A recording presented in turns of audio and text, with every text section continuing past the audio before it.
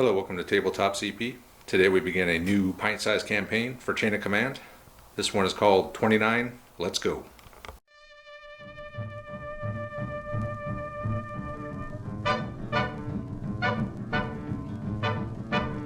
He was a famous trumpet man from out Chicago way. He had a boogie style that no one else could play. He was a top man at his craft. But then his number came up and he was gone with the draft. He's in the army now, a blowing reveille. So we've actually played this one before. This is the very first pint-sized campaign we ever played. It was a lot of fun, and it was really hard as the Germans to defeat the endless waves of Americans. But it's a good challenge. I was the Germans in that one, Andre was the Americans. This time we're going to switch it up, and I'll be playing the Americans this time, and Andre will be taking command of the German platoon. So I will jump right in to the American briefing. The 175th Regiment has 3 battalions of infantry and 2 companies of tanks to draw from, so they will receive a fresh platoon for every game. Because of this, the men's opinion and the opinion of each platoon leader are not tracked. The only opinion tracked for the Americans is the opinion of the regimental commander, Colonel Good. Colonel Good is a cautious man and is convinced a German counterattack is imminent, so is reluctant to advance without artillery support. Should Colonel Good's opinion fall to a certain level, he will halt the advance at Isigny and wait for artillery. Since the Germans are planning on blowing up the bridge, any delay could be costly. Colonel Good begins the campaign concerned. His opinion changes based on how the last battle went for his men. Should they win, his opinion increases by 1. Should they lose, his opinion will drop by 1, possibly 2. As long as Colonel Good's opinion does not fall below worried, he will continue to advance. Should Colonel Good become nervous or anxious, he pauses for 1 campaign turn and surrenders the initiative to the Germans while he strengthens his own defenses. If Colonel Good becomes shocked or confused, he will pause for 2 campaign turns while he calls for artillery support and strengthens his position. Fortunately, the American player can call on the Division 2IC, Brigadier General Dutch Coda, to light a fire under Colonel Good. If that doesn't work, the division commander himself, Major General Gerhardt, will put it plainly to Colonel Good.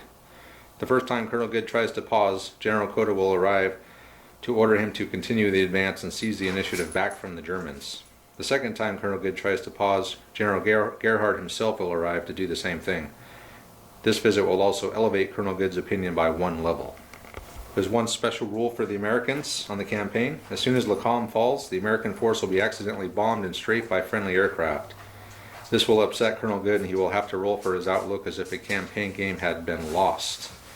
This is called blue on blue. American objective. The 29th Division must capture the bridge over the Aare River.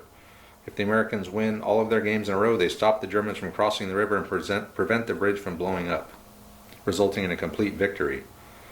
If Osmondville falls in turn 6 or 7, it will be a major victory, and if they take Osmondville by turn 8, it will result in a minor American victory. German briefing. The scattered remnants of the 352nd Infantry Division have been given one order: delay the Americans long enough to get as many men across the Aare River to new defensive positions as they can, and if possible destroy the bridge on the way out. The Germans will have 1 main platoon which is guarding the highway. This platoon will fight in scenarios 1, 2, and 5, and will track the personal opinion of Lieutenant Westerman and the men's opinion as normal. Scenario 3 and 4 will see fresh platoons used. These fresh platoons will not count towards losses for the main platoon, but will affect the men's opinion as well as the CO's opinion. The main platoon will start with the CO's opinion at 0, the men's opinion at -1, and Lieutenant Westerman begins worried. Isigny in flames. At the end of turn 2, a naval bombardment will hit Isigny and sever all communications to forces defending the main highway. This means the German CO will be out of contact and his opinion will not be adjusted until contact is re-established in turn 7. German objective. The Germans must delay the Americans long enough to get the bulk of their forces across the river. The Germans may blow up the bridge at the end of turn 8 so long as they hold Osmondville. If they do this, they gain a victory, but the platoon guarding the highway will be captured. If the Germans still hold Osmondville at the end of turn 9, it is a major German victory. They have made it across the river and blown the bridge, ensuring a link-up between Utah and Omaha will not happen for some time. So this will be campaign turn 1, and this one's called Probe at Le Calme. This scenario sees the U.S. 175th Regiment make contact with the first serious opposition they have had on their advance. This is a probe mission, scenario 2 from the rulebook.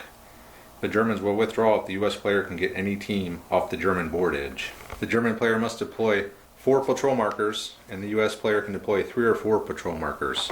The Germans will be beginning on this edge, and they can deploy up to the edge here. Americans' 3 or 4 patrol markers will begin on the road itself. The Americans will receive 19 support points, of which 12 must be spent on 2 Shermans. Support will be increased 6 points on each subsequent playing of this scenario. The Germans will receive 12 support points every time this scenario is played. They also have access to a battery of off-map 88mm anti-tank guns from Flak Sturm Regiment 1, which is operating in the area. These guns can be fired at armor only and use a full chain of command dice to fire. The Germans begin the scenario with 2 full chain of command dice they can use however they see fit. The Germans are also very short on transport, so any AT gun or heavy support options cannot be withdrawn at the end of the game. So that will do it for the introduction and the briefing for Mission 1. Now we will take a look at the forces. We begin with the attacking American force. This is a platoon from the 175th Regiment of the 29th Infantry Division. In command, Lieutenant Greg Ward. He is one of our patrons, and he has volunteered to lead this platoon today. He's 28 years old, a strapping 6-footer from Portland, Maine. He was a high school graduate. He showed aptitude in training, was selected to OCS. He came from an office job, and he was tired of slaving behind a desk, and he saw the war as a good way to see the world. Assisting Lieutenant Ward is Platoon Sergeant Jesse Mixon, 25, an unremarkable sort from Sacramento, California. A former door-to-door encyclopedia salesman. He's a hustler, and if he can't find it, it can't be found. So both of these guys are viewers, and Greg is a patron. And they volunteered to lead the platoon today, so if anyone else would like to be the leader of one of the American platoons for a one-time game during the campaign, let me know, and I can get you put in here. I'm not going to do the American squad leaders, just the American senior leaders, because, well, there's no real reason to, because these platoons only fight once. So, the rest of the platoon, we have 3 line squads, each one commanded by a sergeant with submachine gun, and has a 8-man rifle team and a 3-man BAR team, and there's also a bazooka team. So this will be the American platoons we will see every game for the rest of this campaign, as they get a fresh platoon every time. So yeah, so get used to seeing these guys, because you're going to see this, well, every game. So now we'll go ahead and take a look at the defending German platoon. On this side, we have the defending German platoon from the 352nd Infantry Division. In charge is Lieutenant Nils Westermann. Nils is one of our old guard level patrons, and he is permanently named as a German platoon leader. Nils is 21 years old, a strapping 6-footer from Frankfurt. He's from a middle-class home. His father fought with distinction in the 1914 to 1918 war.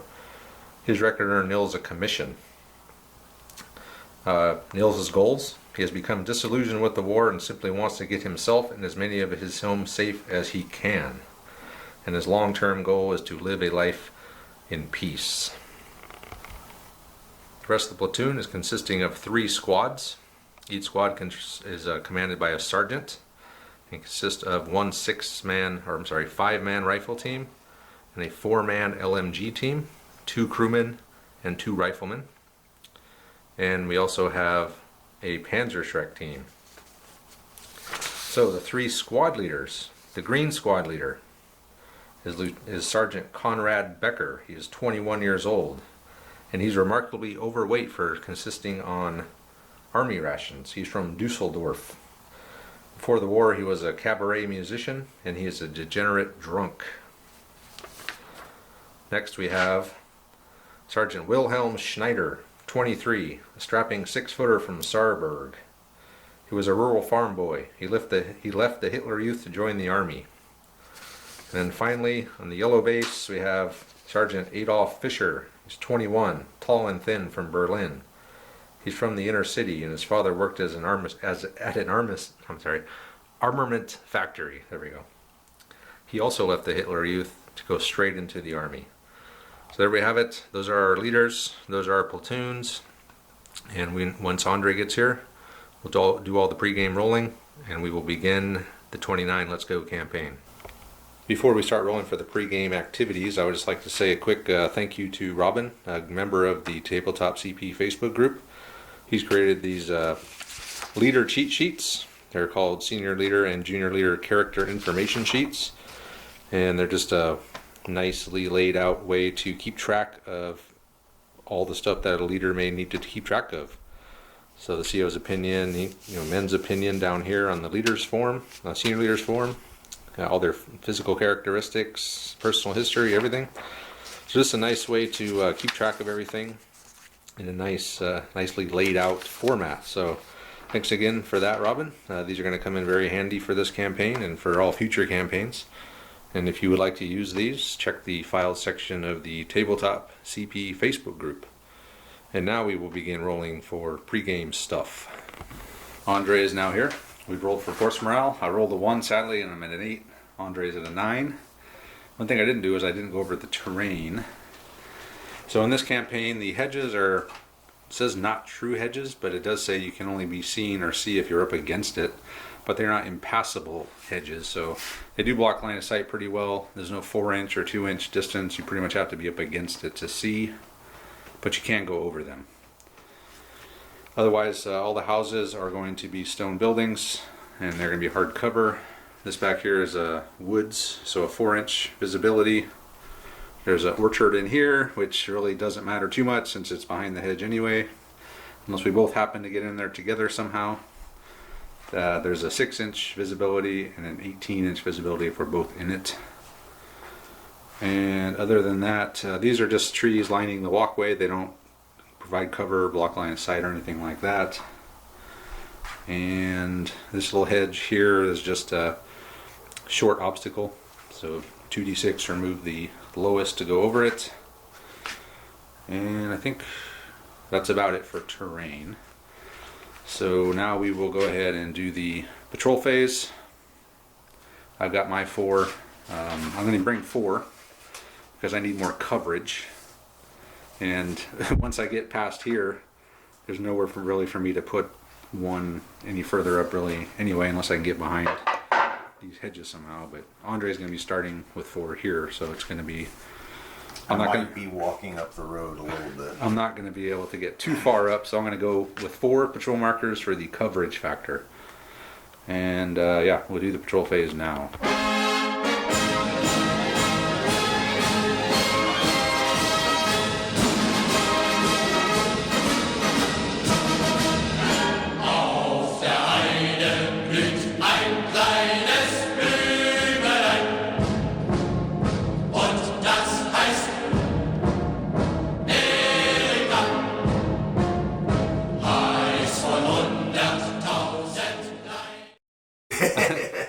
Patrol phase complete. So I wound up with 1 here in the building. I wound up with 1 here behind the hedge. And my final one is in the woods here. And Andre wound up with 1 in the house, obviously. And then 2 behind the hedge here. So it'll be lining the hedge and in the house. And that is it. Andre still needs to finish picking his support. And then we'll do our plan. Alright, so here we are for Lieutenant Ward and his plan. So I have to buy the 2 Shermans. That's a requirement, which leaves me 7 points left. So I'm going to buy another Sherman. So 3 Shermans. The reason I'm doing that is because if you have 3, you can make a platoon. And one of them becomes the senior leader, and it makes the 3 tanks much easier to control. If you just have 2 tanks, it eats up all your 3s, and it just makes it hard to move everything. But having a platoon leader in a tank controlling the other platoons is very handy. So I'm almost obligated to bring a 3rd Sherman. And my plan pretty much is to just do a Sherman rush. He's blocked me off here. He's got 2 minefields, blocked the road with a roadblock. And we both know about the 88s. They can fire in this area here with clear line of sight. They have a limited line of sight, like from the road and down between these trees. And then back here, it's very obscured. So I'll be hitting on a 9. So this is obviously forcing me into the area that the 88s can hit a lot easier. I will deploy 1 squad and the engineers here. And the scouts will move up with the engineers. Actually, the whole squad will just move up here. If he reveals himself and starts firing on them, I'll have some Shermans over here. Shermans are going to have to go this way, unless I can somehow get a 1 and get these things cleared on a 6, which isn't easy, and assuming that the engineer team doesn't die. Plus I'm only on an 8 on my force morale, so I can't afford to be losing teams left and right either. So I do want to use scouts. Form a firing line here. Send scouts out all the way up, threaten these. The Americans have a special rule. The scouts can be commanded by their squad leader indefinitely, as long as they have line of sight, and they can move 2d6 and go tactical. So just sending 2 guys just rushing against this across this field and making him deploy is not a horrible idea. But like I said, we have an 8 force morale, so losing a bunch of scout teams is not going to help. But yeah, I do need to clear these. I'm still not sure on what to do with my Shermans. I would love to bring them this way to stay out of the 88 area, but I don't know if I'm going to be able to clear these minefields or not.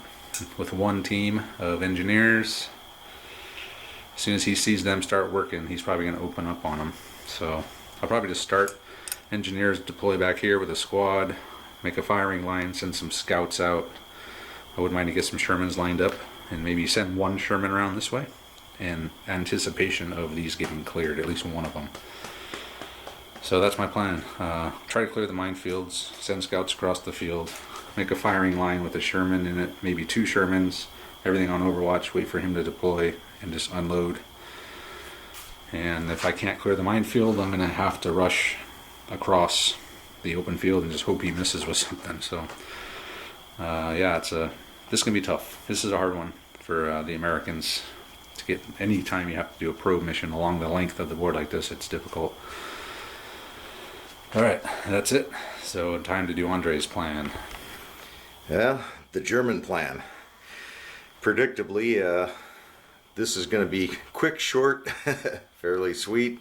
Not much to it. I'm just going to wait for Travis. I've got my roadblock and minefields there to hopefully stop his tank advance, which if his tanks are coming through here, I can use the off-board 88s and Panzer Shreks and Faust when he gets close enough.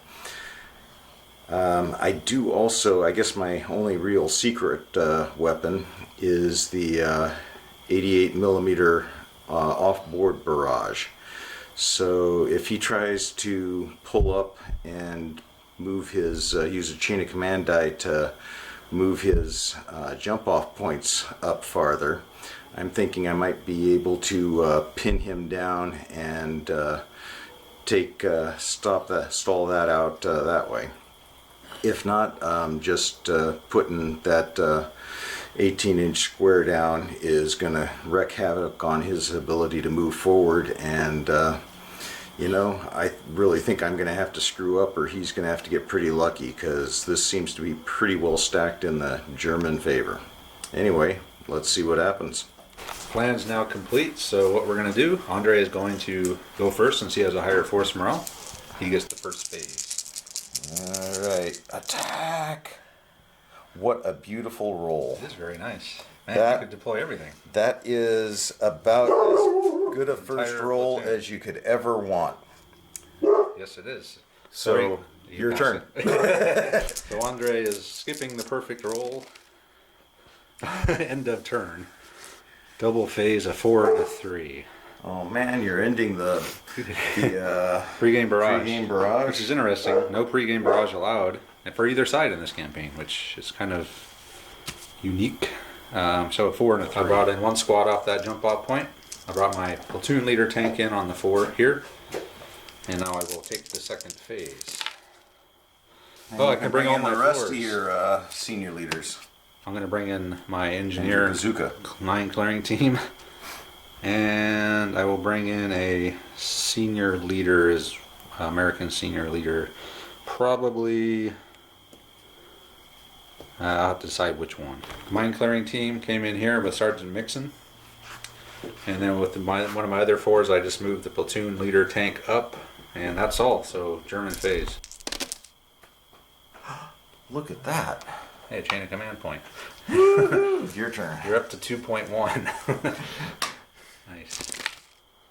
Ooh, 3 5s. Nice. Damn. And a 2 and a 4. Brought a squad in here. Sergeant Mixon ordered the engineer team up. They only moved 4. And I put my platoon commander tank on Overwatch and German phase.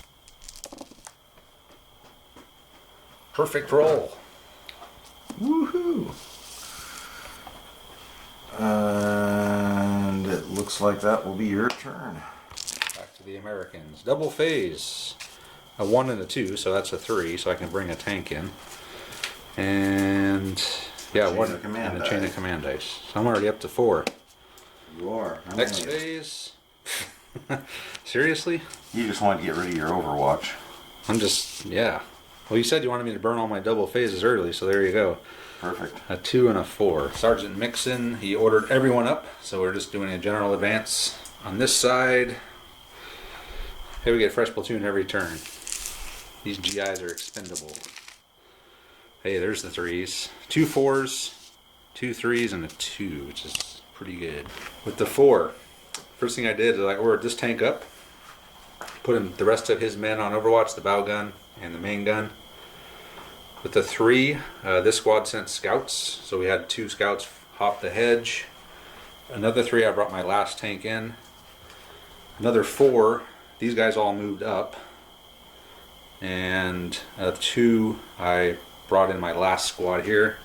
Actually, I got to take some shock on this squad since I ran 3d6. And now it is the German phase. Alright, go ahead, Andre. And 2 3s and 2 5s and a burn 6. So Becker has entered the battle. The remarkably overweight degenerate drunk from Dusseldorf. my kind of officer. He's an NCO. Well, he wound up with, he's got a MG42 and 1 rifleman that can see over to here. just because you're an overweight drunk doesn't mean you can't spring a good ambush. It's true. We're needing 5s. Bad shooting, Dusseldorf. You say that. Let me borrow a die. I'll just put it on the rifle team. No, you'll put it on the engineers because that's what I was shooting at. Point of shock. Woo! Point of shock on the engineers, and I have nothing in line of sight to return any fire. So if you would please put a random point of shock marker on there. and then I will take my phase. My scouts have made him deploy. I'm up to 5 chain of command points and 2 2s and a 1. Mixon ordered the rifle team to move over to support the engineers. Pull the shock off them. He moved with them, took the shock off them, and with the 1, the engineers attempted to clear the minefield and failed. Which, I don't Predictably. know, have we ever seen a minefield be Oh cleared? yeah. No, we've cleared them. We've demoed. Dummy minefield. Well, We cleared a dummy minefield once. yeah, but it was a lot of work. Yeah. So what did you get? 1 1 1 4 3. 3. That's really good. So Becker is going to order his squad to fire at half effect and pull back from the hedge. He also brought in Vesterman has come in here, and he brought in one of his support, which is an 81mm mortar battery spotter who's contacted the battery. I'm needing 5s. 1 hit again. Nothing. That was De exciting. nada. And he will That's pull it. back. Oh, pull back. D6. The D6, 2 inches. That'll be far enough. It is easily far enough. And then I will take my phase. Oh, there's all my 3s and 2s and 4s. Pretty decent. A lot of movement. Platoon leader tank ordered the tank platoon to advance. These guys, he got up there. He moved up. He went through the hedge and bog, broke it down. A 3, these guys ran around, rejoined the scouts. I cleared the minefield with a 6. That allowed the rifle team to move over here behind the roadblock, which is hard cover. And Mixon also ordered the BAR squad or team to run this direction. Actually, can you get a shock for them? And that was his 3. Ordered them to clear the minefield. Everyone moved that way. And then another 3. These guys ran all the way around. So quite a bit of moving for the Americans on that phase. And it is now Andre's phase. And nothing over a 4. Interesting. No double phase, thank God. That would have been Bad harsh for me. Yeah. Andre called in a ranging shot with his spotter. It landed there. Tried to hit it here, drifted a little bit there. And that's all he's going to do. So back to the Americans. Double phase. And a chain of command Killing me, dice. Travis. And a 4 and a 1.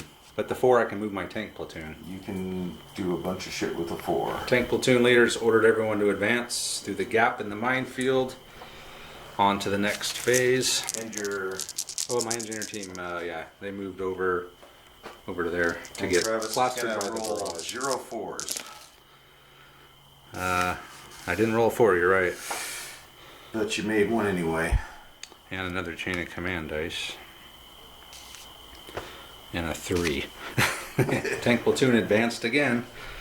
I do have a chain of command dice I could interrupt, but I'm still too far, so I'm probably going to get hosed by a Panzer Schreck or Panzer Faust right now.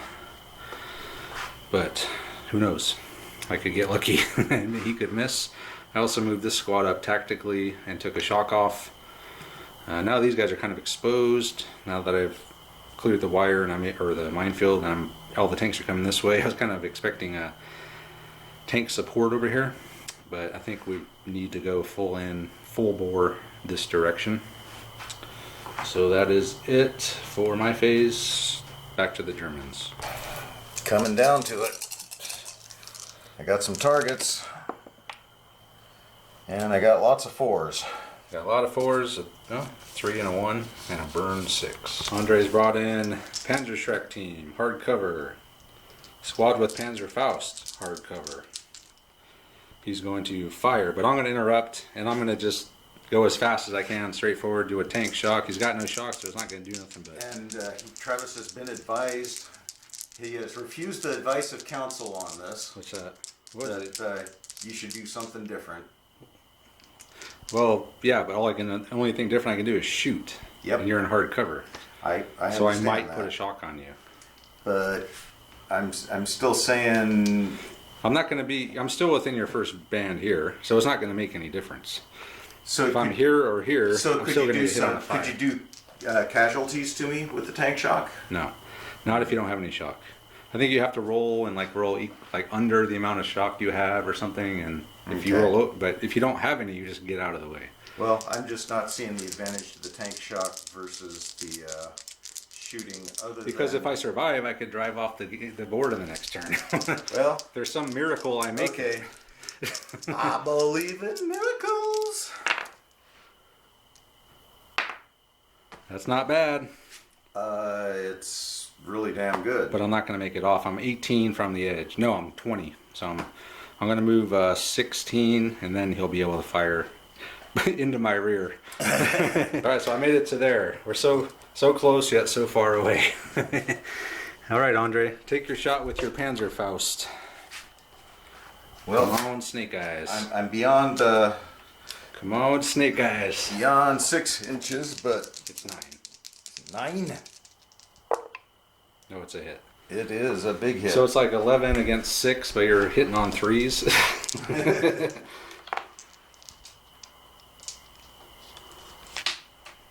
All right.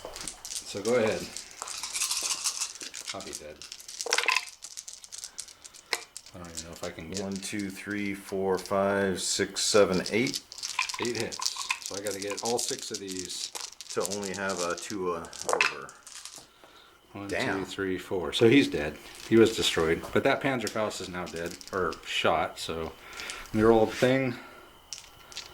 See if he blows up. No, he does not blow up. But I do roll a bad thing for support unit wiped out, which is what I roll? A 5. -2. Man, I'm down to 6. That was quick. Yeah. Well, starting at 8 wasn't a good plan, Travis. No. I'm not sure why you All right, did go that. ahead and take your shot with the Panzer Faust. All right, so we're in the second range band here. Okay. So another hit. Okay. Needing 1, 2, 3. threes again or fours? I need 5s and 6s this time. 5s and 6s. Because you're hitting from the front, yeah. So that's only 4. Only 4. If I can match what I did last time, I'll be okay. Another dead one. That's 2 dead Shermans. At least nothing bad. It's probably -1 at least. Yeah, -1. So I'm down to 5 and 2 dead Shermans. So, and then he's going to call his barrage in on top of that. All right, so a little bit of rules confusion here. When I tank shocked, he may move 2d6. He did. Got an 11. That's how he got there. Which means he was going to fire this way, but he can't because he moved 2d6. But he can still fire the Panzerschreck because that's actually a command, not an activation. That's a command from the squad leader, which he activated on a 3. So he was still able to take him out. And then now he's going to bring in the barrage. So he also moved these guys up, 1d6. They're going to fire with 4 shots over here. There's a 6 and a 5. 2 hits. All right. So BAR team, non-BAR team. So a dead non-BAR team, not the leader. So the rifle team takes a dead, which we don't care in America. We got so many guys. And it is the American phase. End of turn. No shit. No shit. And a 1. I will keep the barrage going. Okay, he's going to spend one of his dice to keep the barrage going. I needed that, man. Fuck. After that failed Sherman rush. That was And pretty wild. The 1, I'm going to try to clear that last minefield just for the hell of it. No. Ooh. You're scaring me. I thought you were 6ing me back to back there. I don't know what good it would do, but it would still be fun to clear 2 minefields in one game. So another chain of command points. 2, 3, 4. These guys didn't move. Staying tactical there. The squad that was over here ran this way. They got to there. The tank just turned on the spot. This squad tried to move with a tactically, I believe, and didn't move at all. They got a 1, but they have a shock. So that's it. Yeah, that's all I can do. I'm going to have to readjust my whole front here. But now that I know where you are, it's a little bit easier. I have pretty much given my position away. So 2. 3, 3, 4. That's a solid roll. These guys advanced this direction. And he's going to do machine gewehr with Nils Vesterman. So 11 shots on the guys in the open that are tactical. Even 5s. 2 hits. 2 of These them. guys aren't very good shots at that drunk guy. No, you know. BAR. You got 3 squads out there. So a point of shock on the rifle team. And is that it? That is it. So back to the American. Come on, trip 6. Can I do it a 4th time? You need it. Oh. No. I'm looking at that going, whoa. So 2 4s and a 1. I should bring in I was going to Lieutenant say, Ward at some point. why wouldn't you? I brought in Lieutenant Ward and the bazooka tactically. And with the last 4, I just moved my platoon command tank up through that hedge that was there and did not bog down. That would have been a real bummer. Oh, I'm stuck on the hedge, boys. Ooh, I got my 1 and a bunch of other stuff. I still haven't built a chain of command dice of my own. That's right, you started with 2. Yep. If you didn't start with 2, you'd be really screwed. So he got, yeah, he can do quite a bit of stuff. Another squad has come in, the last of the squads, thanks to the adjutant, and he's going to fire a machine gun and 2 rifles. 10 shots. Ooh. Wow, 6 hits. That was nice. That's a good roll. That makes up for all your other crappy that's rolls. because they're not being ordered by their spotter isn't drunk. Oh, that's right. Who is that? That's the yellow base. Okay, so 3 on the BAR team, 2 shock, and then 3 on the rifle team, 1 shock. So 2 shock on the BAR, 1 on the rifles. So it's Sergeant Adolf Fischer has come in.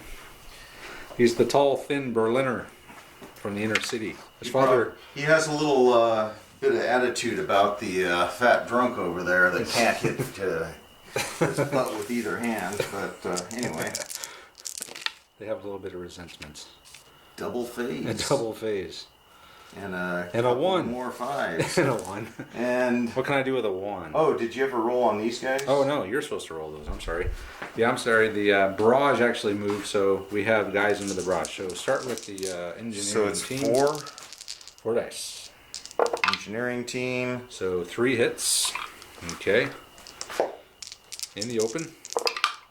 A dead and 2 shock. So 1 more and they'll be pinned. Okay, let's go for the BAR team. 2 hits. A shock. They have 1 already. So they'll just take a note. Wait, they don't have 9. They're at 10 They shock. break. Okay, the rifle team. 2 hits. Point of shock. Oh no, a dead. Check the leader. No. So a dead rifleman, because they're in the open. Okay. All right, so I got a 1 to work with. Can I still try to clear the minefield while I'm pinned in the barrage? I was thinking about that, and it's like, would you really be up there sweeping for mines with a barrage if stabbing you were The pinned? bayonet. I honestly don't have a problem with it because I don't really care if you clear the Yeah, minefield. I don't have anything else to do, so let's do that. Clear the 2 minefield. minefields in 1 game. Nope. Yeah, that makes sense to me. They're pinned. -5. Next phase. Come on, triple Oh, 6. you double phased me. You double phased me. Another double phase. But I got a couple 4s and a 1. What I need is a triple phase. So I can end the barrage, make you use that last one. Alright, so I got 2 4s and a 1. So my tank has come out right into the jaws of the 88 stern flak battery 1 or whatever it is. And then these guys advanced, marching fire up, took a shock off. We're going to fire at the squad over there, which is Fisher's squad. And they're going to get this many shots. These Man. 5s. Marching fire.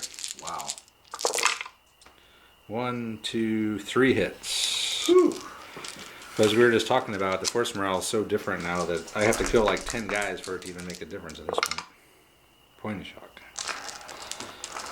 And another phase, and we forgot to do the drop die. So I dropped 2 dice, so now I'm down to 3 dice. So a 2 and a 2, so a 4. So my Sherman, with the 2 2s, he just drove up. This is pretty much the end of the game at this point, so your phase, Andre. Alrighty. Still no double phase. Ooh, but I got a chain of command die. You did. And a 2 bunch of 3s.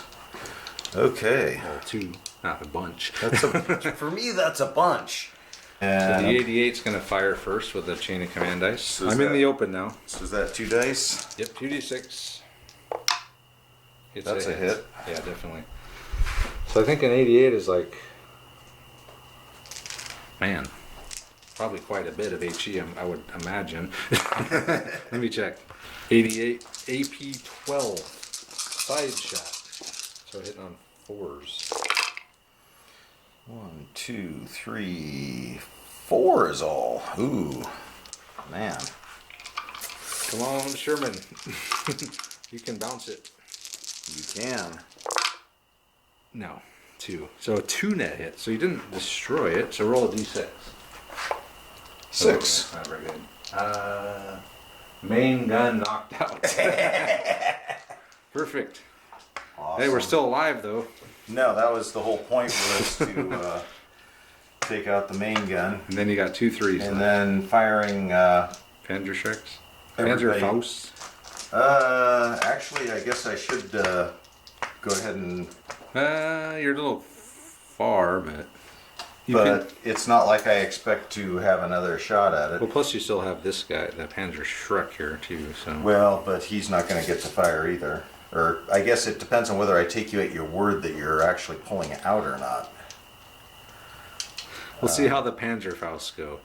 Of course, we well- still have another chain of command dice for another 88 shot. Should I still... This is true. So I guess the question is, You would need... You're only in the second range, man. So, I mean, 6s on 2d6 isn't impossible. so what I'm going to do is I'm going to fire at half effect and pull off the hedgerow. Okay. We'll figure that out. Firing half effect, move 1d6 back, so that's 10 shots. 10 fives. Ooh. 5. 5 hits. Nice. So Nice be shooting, on boys. 3 on the BAR team or 3 on the rifle team? 3 on the BAR. Or, no, 3 on the rifles. Okay. So a dead and a shock. And 2 on the BAR. 2 shock. So let's check our leader. Not the leader. So we took a dead rifleman.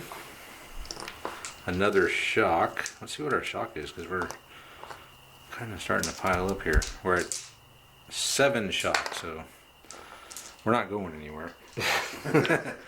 And that's it for Andre's phase. So I'm going to just withdraw from the table.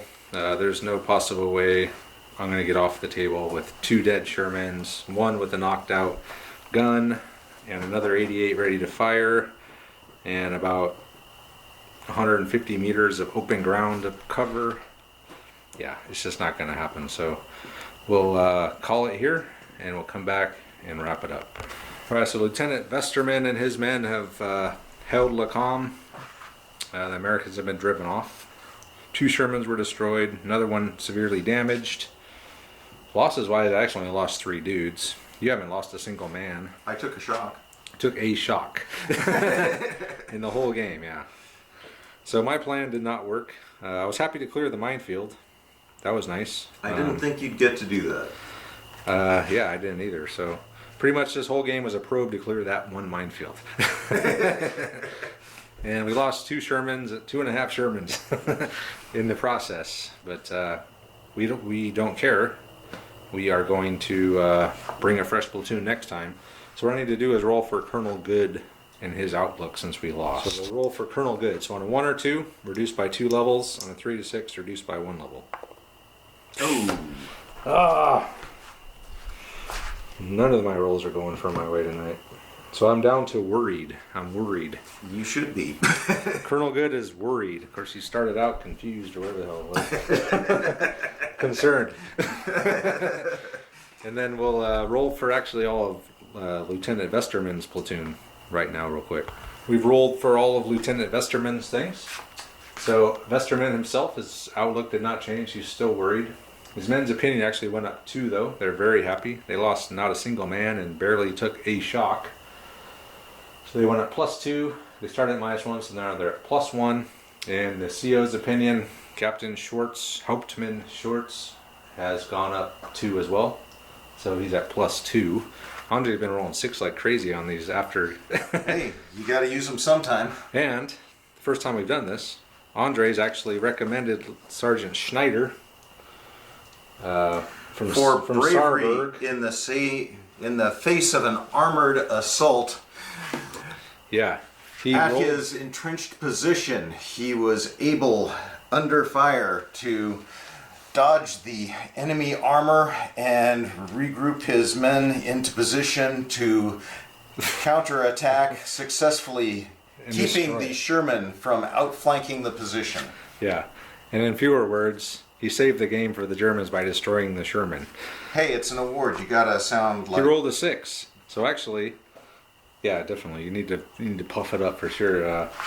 So Wilhelm Schneider, the farm boy from Salzburg, has won the Iron Cross 2nd class. And, well done. Well done. Well done.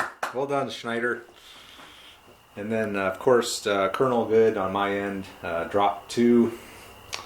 And we're on the verge of him not withdrawing, but on the verge of him stopping and trying to defend. So we might be seeing Dutch Coda come in and kick him in the ass on the next one if I lose. So real quick, what was your plan, Andre? You know, the obvious. block off the road from the the Sherman Rush. bum rush and try and push you out into the 88 and the open field of fire. I had I wanted to have the building in case I needed to deploy into the hardcover there. I had 3 pieces of hardcover to deploy out and deal with something that happened. So you had another entrenchment? No, this was 2. That's 2. That was 1. So what were your support? You had the 2 entrenchments, 2 minefields, a roadblock, an observer, The bombardment and adjutant. Adjutant. That was it. That was enough. Yeah. And really, it was just trying to hold the barrage back until you were grouped up, or using it to if I started having a problem, if you got too many double phases and started making a breakthrough, which is exactly what happened. Having it there to plug the hole, and it worked. Yep. So even though I got tons of double phases and triple sixes, it did not help, because Double phases it helped when me I'm get- not on the board are pretty meaningless. it helped me get an inch, an inch from the You got an objective. inch, yeah. Because basically, if he missed, I win. Yep. And that was my best chance. I wound up just calling it, because at this point I've lost 2 Shermans. I just drove him out there because I knew I was going to end it. If I really wanted to keep this going, I would have drawn everyone this direction, set up a firing line, had that Sherman here out of the 88's range, and then just did a firefight. But what's the But point? I wouldn't have had a firefight with you. I would have just done like I did and pulled off the edge and walked the barrage that way and tried to. And I could never end it. So yeah, my only chance was to get that Sherman off. It was a legit shot. It was a risk. Honestly, in this scenario, getting a legit shot is You got to take it. it's solid. I mean, it's coulda a rolled- you damn could- near impossible thing to do. You could have missed. So next game, I'm going to get, I think, 6 more support points. So that'll help. So I could bring 4 Shermans. If I had another Sherman, I might do that. But that's a lot of Shermans to control. Anyway, my plan was, I kind of did it. Clear the minefield. But really, I had no coherent plan. I was just kind of wondering. I didn't know what to do. This is a hard one. It's a hard one for the Americans. It's kind of a no-brainer to think about bringing a barrage, but when you start with 2, I mean, there's no point. You can end it immediately. So the barrage would be perfect for this scenario for the Americans, but with the Germans starting off with 2 chain of command dice immediately, there's really no point. So anyway, yeah, it was a tough one. I almost made it, literally about an inch or 2 inches from the objective, and that was only because I rolled all those double phases. Actually, that might have done me in. If I would have moved up at a normal pace, I might have actually been better off. You wouldn't have been tempted with that mad dash right before the barrage came in. I should have probably used all those double phases to get everyone lined up and put everyone on Overwatch and start sending scouts up. Tough one, but yeah. So next time I'm going to have 6 more support points. Colonel or General Coda breathing down our neck. So anyway, good game, Andre. You won this one, and we'll be back next week for another try. And as usual, check out our Facebook group and the Patreon page if you want to be a full-time character in one of our games, or one of the games we play, I should say, Sharp Practice or Chain of Command. Or, like I said at the beginning, if you want to be a one-time leader like these guys are here for the American platoons, I can put you in there too. So, anyway, that's it for this one. So, better luck next time for Colonel Good, and we'll see you guys next week.